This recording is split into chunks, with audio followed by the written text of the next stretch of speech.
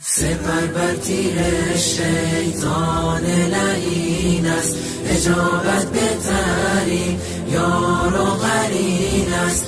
مشو یک لحظه غافل خواهر من، که چشم خائنان اندر کمین است. نگر در سوره های نور و احزاب، که حکم خالق یزدان چنین است. زنی خوشبخت می گردد که راهش مسیر امهات المؤمنین است. سپر بر تیر شیطان لعین است، اجابت بهترین یار و قرین است. مشو یک لحظه غافل خواهر من، که چشم خائنان اندر کمین است. زنانی را که احمد یار آنها در این دنیا و در روز یقین است. زنان پاک و با تقوای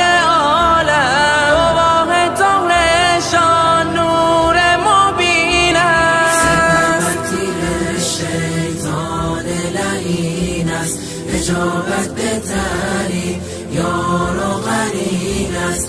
مشو یک لحظه غافل خواهر من، که چشم خائنان اندر کمین است. همانا اسوه زن در حجابند، زنی که تابع اسلام و دین است. تو هم خواهر اگر دوری از ایشان، بیا برگرد راه چاره همین است. سپر تیر شیطان لعین است، اجابت بهترین یار و قرین است. مشو یک لحظه غافل خواهر من، که چشم خائنان اندر کمین است. اسیر ظاهر و رنگ و هوایی، گمان کردی که خوشبختی همین است. خوشی و لذت پوچ گناهان، تقاص و سختی اش زیر زمین است.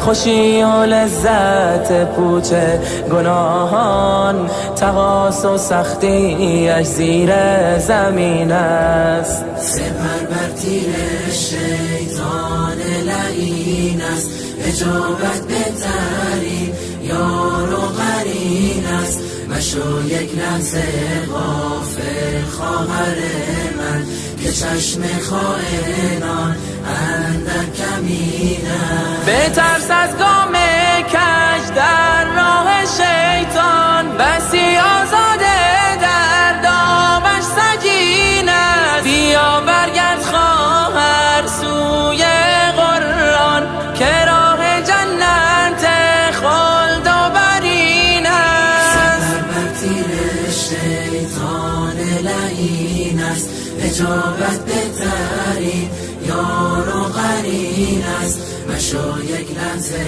غافل خواهر من، که چشم خائن